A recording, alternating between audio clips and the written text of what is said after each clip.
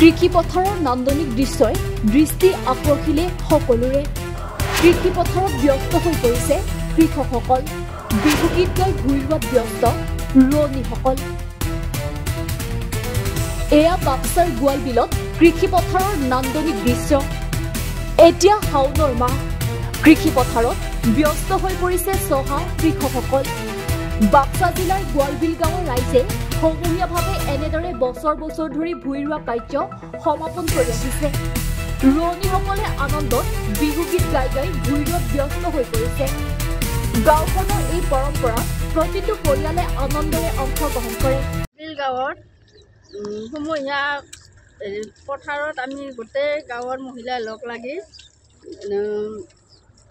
প্ৰায় 7 বিঘা মাটিৰ ভূঁই আমি সবে মিলি ৰোওঁ। প্ৰত্যেক বছৰে আমাৰ ইয়াত ভূঁই ৰোৱা পৰ্ব চলি থাকে। মাননীয় শ্ৰী সভাপতি নৰেন দাসৰ তত্বাৱধানত আমি মহিলাসকলে ভূঁই ৰোবলৈ আগবাঢ়ি আহিছোঁ। আমাৰ গোৱালবিল গাঁৱত প্ৰায় 10টা আত্মসহায়ক গোট আছে। সেই গোটৰ মহিলাখিনিও আমি প্ৰত্যেক বছৰে জড়িত হওঁ। এইদৰে আমি প্ৰত্যেক বছৰে ৰোপণ কাৰ্য কৰি আহিছোঁ। আজি প্ৰায় আমাৰ 110 ঘৰ মানুহৰ প্ৰায় প্ৰত্যেক মহিলাই 110 গৰাকী মহিলা ইয়াত উপস্থিত আছে। আমি প্ৰত্যেকগৰাকী উপস্থিত থাকোঁ। কৃষক উন্নয়ন সমিতিৰ পৰা আমি ধন্যবাদ জ্ঞাপন কৰিছোঁ। আজি আমাৰ কাৰণে খুব সৌভাগ্যৰ দিন। আজি আমি শাওনৰ মাহত পথাৰত একেলগ হৈ আমি ৰোৱনীসকলে পথাৰত বোকা ৰুই আছে। এইটো এটা সম্প্ৰীতি মিলাপ্ৰীতি একতাৰ বান্ধন। এইটো আমাৰ আজিৰ নহয়, অতীতৰে পৰা চলি আহিছে, আকৌ ভৱিষ্যতলৈ এনেকৈ চলি থাকিব। আমি মিলাপ্ৰীতিৰে ৰোৱনীসকলে পথাৰত ৰং ধেমালি কৰি পথাৰত বোকা ৰুই আছে আৰু পুৰুষসকলে কঠীয়া দি আছে ৰোৱনীসকলক। এইটো আমাৰ পৰম্পৰা, ভৱিষ্যতেও থাকিব, অনাগত দিনতো থাকিব। কিন্তু এটা দুখৰ কথা আমি ক'ব বিচাৰিছোঁ, এইবাৰ আমাৰ খৰাং বতৰ, হয়তো আমাৰ কৃষক ৰাইজে খুব হাবুডাবু খাব লগা হৈছে পানীৰ কাৰণে। পানী আমি নিজাকৈ গাঁৱৰ ৰাইজে খৰচ কৰি মেচিন লগাই পানী সিঁচি ৰোৱনীসকলক আমি বোকা ৰোৱাৰ কাৰণে আমি বোকা পথাৰত ৰুবৰ কাৰণে আমি সাজু কৰি ৰাখিছোঁ।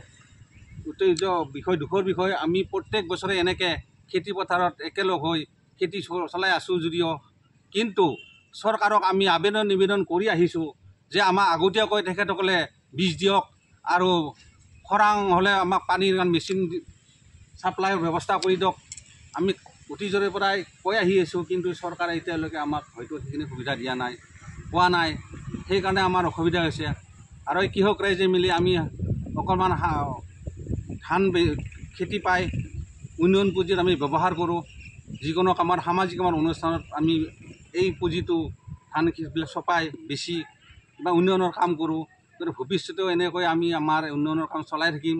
গতিকে আমি বিভাগীয় কৰ্তৃপক্ষক, এগ্ৰিকালচাৰক, আমি বিষয়ববীয়াসকলক আমি কাতৰে অনুৰোধ জনাইছোঁ যাতে আমাক খেতি পথাৰৰ আগতে বীজ দি আৰু লগতে পানীৰ ব্যৱস্থা কৰি দি আমাক ৰাইজক উপকৃত কৰে। ধমধমাৰ পৰা নজৰুল হকৰ ৰিপৰ্ট, এনি ভাৰত 24।